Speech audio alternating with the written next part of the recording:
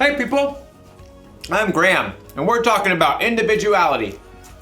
Individuality is discovering who you're meant to be so you can make a difference. I know, I haven't had lunch yet and I'm already eating candy. I can make decisions like this. You can too, when you're older. Don't you just hate it when someone tells you to wait until you're older? I mean, it's not like you're a baby. You're not age 0. Of course not. And you know what? You use your head.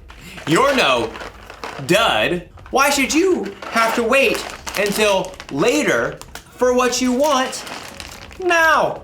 There's got to be a better way. Well, in today's story, we'll learn about a young man named Timothy and his mentor, Paul. Why shouldn't Timothy be able to make a difference even though he's young? Well, it turns out there's just no reason. I don't think that's spelled the same. See you when you get back. The Bible. It's 66 books of history, stories, letters, and poetry that fit together to form God's one big story. The epic adventure of how He created us and loves us so much that He made a way to rescue us. As we travel through the Bible, from Genesis to Revelation, we discover people who met God and found their lives changed forever. Now, for an amazing story, inspired by the book of 1 Timothy, chapter 4, verse 12. Timothy of Lystra must have felt like he lived in two worlds. His mother, Eunice, and his grandmother, Lois, both were Jewish and believed in the one true God.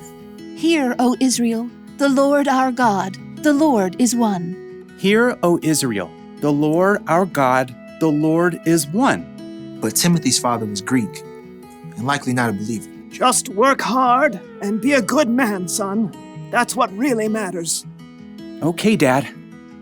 One day, two men arrived in Lystra. Timothy may have heard them speaking in the center of town. Jesus is the Christ, the Son of the living God. You can turn to Him now. One of the two men even healed a man who had never been able to walk. The crowd was amazed. The gods have come down to us in human form. Uproar engulfed the city. People even tried to offer sacrifices to the two men, Paul and Barnabas, as if they were gods. But in the middle of the chaos, a group of Jews from nearby towns where Paul and Barnabas had preached showed up and convinced everyone to attack the man with stone instead. Though the Jews dragged Paul outside the city and left him for dead, Paul got right back up. Timothy really surely heard about it. The power of this Jesus is real. Paul left for Derbe the next day and returned again to Lystra. Timothy, his mother, and grandmother all listened to Paul's teaching, and all three became believers in Jesus. Paul continued on his journey, but left behind a small, thriving new church. We must pray each day. And teach each other. Timothy, in the meeting tomorrow, you should tell the story Paul shared. The one about how Jesus raised a dead man. Oh, but I don't really like to talk in front of people. I think you shall do very well. By the time Paul had returned several years later, Timothy had become a faithful disciple of Jesus. Everyone at the church spoke well of him. Timothy knows all the Hebrew scriptures. He is kind to everyone, not just those who are Jewish. And his father is a Greek man? Oh, yes. Paul was looking for someone to help encourage new churches, someone who knew God's words, someone who could speak to people from all different backgrounds.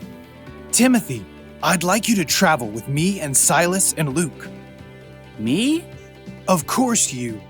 Oh, but there are others older than me with more experience. They're bold. They're better at speaking. You're the one God has chosen for this job. Wow. Well, okay.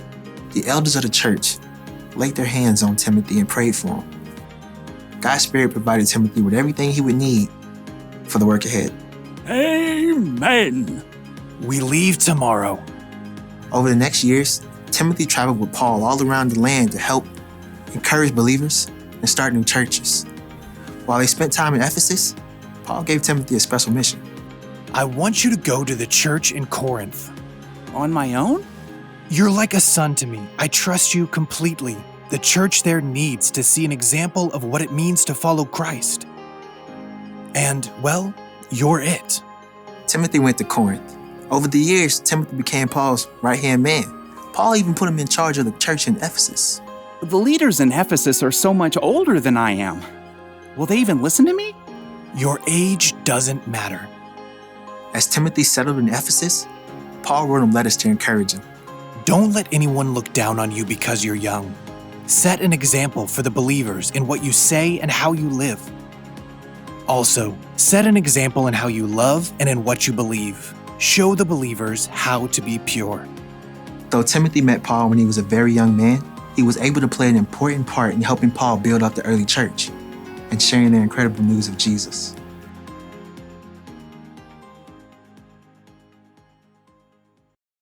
When Timothy was still a young man, the Apostle Paul wrote him a letter.